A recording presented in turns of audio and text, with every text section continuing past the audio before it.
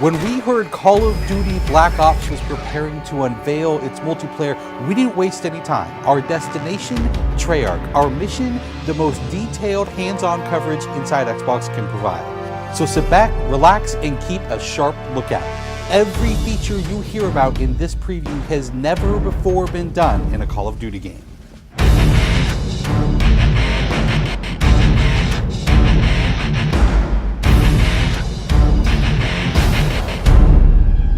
We begin where the multiplayer trailer for Black Ops left off, with theater mode.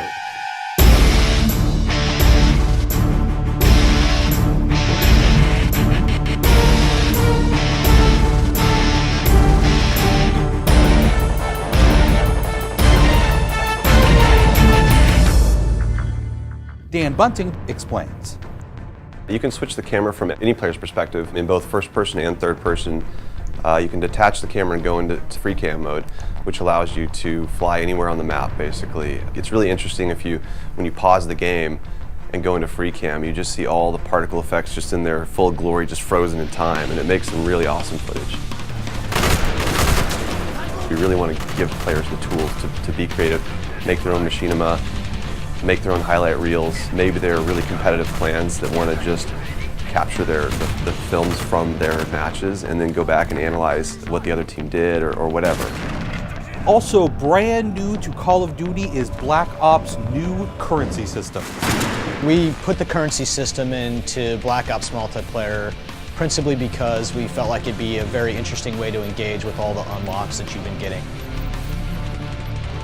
So one of the things that's really fun about currency is instead of being specifically told at a specific level what you're going to get, we're unlocking features by level, but then once the feature is unlocked, you can purchase any component of that feature with the currency directly. Of course, when you got a little currency jingling in your virtual pockets, nothing feels better than putting it on the line against your fellow players. Say hello, everyone, to wager matches. When we were developing the wager match game modes, we went through a whole bunch of ideas to find the 4 that we were going to use to ship inside the game. And really, if it wasn't people screaming in joy and frustration when they were sitting around the office playing, it wasn't good enough to be a wager match. Wager matches are all free-for-all modes, and they exist separately from the standard playlist. They include game modes like Gun Game, where you're in a race to score a kill with 20 different weapons, beginning with pistols and advancing through ever more explosive weaponry.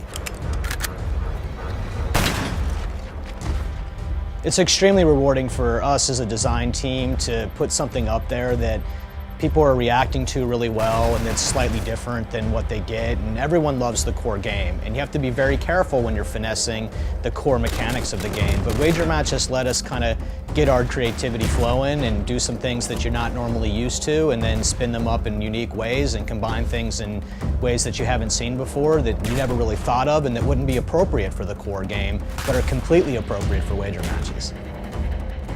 While the classic Call of Duty challenge system is still very much in place, Black Ops is also adding a new feature called contracts.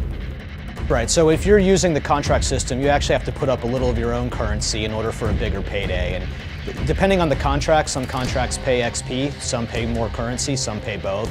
But they're all time limited, and it's game time limited, so you have to go to work to accomplish that contract within the time period in order to get paid. It's different from the challenges, in so much that the challenges some players like to use very aggressively, and they map out their path through the challenge system in order to maximize their XP gains, in order to level faster. And then a whole nother set of players uses the challenges sort of passively.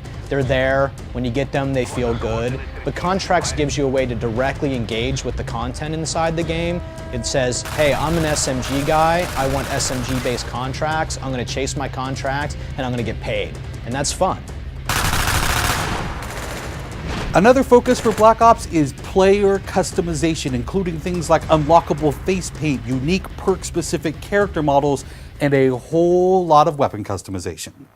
We've been we stole the line from Full Metal Jacket, this is my weapon, this is my gun, and we're chanting that around the office as sort of our mantra for this feature. Originally it started with one of our designers he just made kind of an offhand comment one day where he said, you know, I really have a certain attachment to the weapon that's my favorite. I want to make that weapon mine, and that was all it took.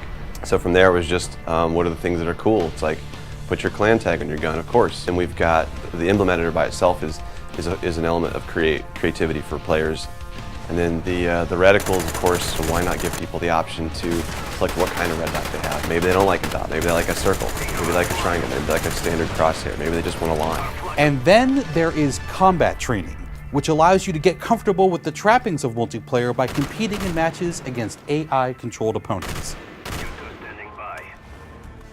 You know, it's our hope that combat training can convert people who are largely single-player gamers who might have, dabbled around in multiplayer but never made that leap to playing online, and give them kind of this experience where they can get familiar with the mechanics and features and systems that multiplayer has, but they can do so at their own pace, they can do so without someone screaming in their ear what a noob they are, and practice up and then join the competitive fold. Experienced players could use combat training to practice up on a particular weapon, a particular tactic, or a particular map. So we think it appeals to both audiences, but most directly, it was designed to help new players get into the mix.